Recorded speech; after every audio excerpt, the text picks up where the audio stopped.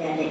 এখন কোনো মানুহে খোলা বিশ্ববিদ্যালয় নহয়, সেইকাৰণে নামেই হ'ল ঈশ্বৰীয় বিশ্ববিদ্যালয়। আৰু ইয়াতে কোৱা আছে যে প্ৰজাপিতা ব্ৰহ্মাৰ দ্বাৰা পৰমাত্মাই এই বিশ্ববিদ্যালয়বিলাক খুলিছে। আৰু ইয়াত আধ্যাত্মিক শিক্ষা দিয়া হয়।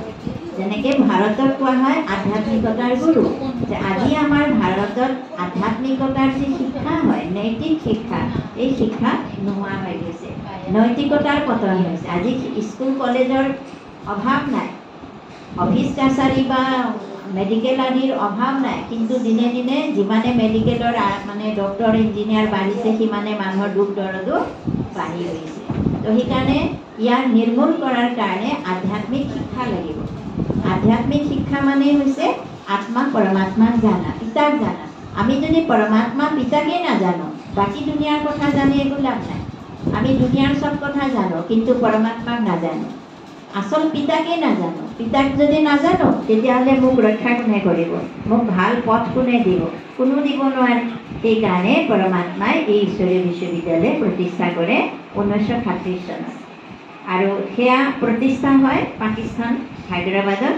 তাৰপিছত 1950 চনত যেতিয়া ভাৰতৰ বিভাজন হয়, তেতিয়া ৰাজস্থান মাউণ্ট আবুলৈ ঈশ্বৰীয় বিশ্ববিদ্যালয় স্থানান্তৰিত কৰা হয়। তাৰপিছত সেই বিশ্ববিদ্যালয়ৰ পৰাই অনেক দেশ বিদেশ, ৰাজ্য বা চহৰ নগৰ সকলোতে এই ঈশ্বৰীয় বিশ্ববিদ্যালয়ৰ ব্ৰাঞ্চবিলাক খুলি গৈ আছে। আৰু অনেকেই ঈশ্বৰীয় বিশ্ববিদ্যালয়ত আহি শিক্ষা গ্ৰহণ কৰি তেওঁলোকৰ নিজৰ জীৱন সাৰ্থক কৰিছে, নিজৰ জীৱন শ্ৰেষ্ঠ বনাইছে, নিজৰ জীৱনত শান্তি খুচি লাভ কৰিছে। আৰু পৰমাত্মাই এইটোৱেই বিচাৰিছে যে পৰমাত্মা যিহেতু আমাৰ পিতা, তেওঁ শান্তিৰ সাগৰ হয়, আনন্দৰ সাগৰ, পবিত্ৰতাৰ সাগৰ, শক্তিৰ সাগৰ। আজি মানুহৰ কি লাগে? শান্তি লাগে, খুচি লাগে, আনন্দ লাগে, জ্ঞান লাগে, গুণ লাগে। এইবিলাক কোনো মানুহে মানুহক দিব নোৱাৰে, বা পইচাৰে আমি শান্তি খুচি আনন্দ কিনিব নোৱাৰোঁ। সেইকাৰণে পৰমাত্মা যি পিতা হয়, তেওঁৰ পৰাই আমি এইবিলাক অধিকাৰ ল'ব পাৰোঁ বা সম্পত্তি আমি ল'ব পাৰোঁ। আৰু আমি কেনেকৈ ল'ম? তাৰ কাৰণে তেওঁ স্কুল খুলি দিছে। আহি শিক্ষা গ্ৰহণ কৰিব আৰু তেওঁৰ পৰা আমি জ্ঞানৰ আধাৰত শান্তি খুচি প্ৰাপ্ত কৰিব পাৰোঁ। এয়ে পৰমাত্মাৰ সন্তানসকলৰ কাৰণে শ্ৰেষ্ঠ আশা হয়, বা তেওঁৰ পৰা আমি সকলো এইখিনি সময়তে যদি আমি নলওঁ তেতিয়াহ'লে কোনো কালতে আমি ল'ব নোৱাৰোঁ। কিয়নো এতিয়া সময়, কলিযুগৰ সময় এতিয়া শেষ সময়, এতিয়া অন্তিম দৃশ্য চলি আছে।